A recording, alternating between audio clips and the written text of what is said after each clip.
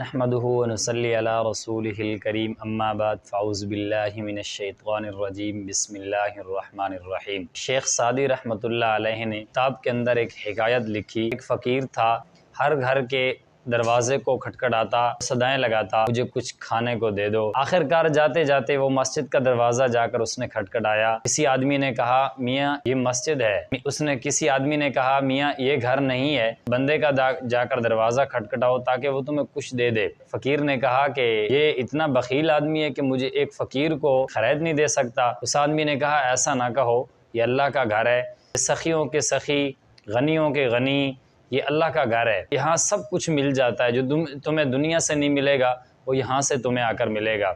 جو اس نے وہ کٹورا اٹھایا ہوا تھا مانگنے والا، اس کو پھینک کر اس نے کہا کہ میں جب اللہ کے گھر میں پہنچ چکا ہوں تو مجھے لوگوں سے مانگنے کی کیا ضرورت ہے، لوگوں سے ہاتھ پھیلانے کی کیا ضرورت ہے، میں سب کچھ اللہ سے مانگتا ہوں۔ میرے دوستو، جب یہاں سے یہ سبق حاصل ہوا ہے، ہم اللہ تعالیٰ کے لیے، اللہ تعالیٰ کے جب ہم دروازے پہ جائیں، سب کو فقیر سمجھیں، اپنے آپ کو بھی فقیر سمجھیں، ہم اللہ کے دروازے پر جا کر مانگنا شروع کریں۔ اس سے سبق یہ ملتا ہے ہم مخلوق سے نظریں ہٹائیں اور اللہ تعالیٰ کے اوپر نظر جمائیں، تاکہ ہم جو مخلوق سے ہمیں وصول ہونے والا نہیں ہے ہم اللہ تعالیٰ سے حاصل کریں۔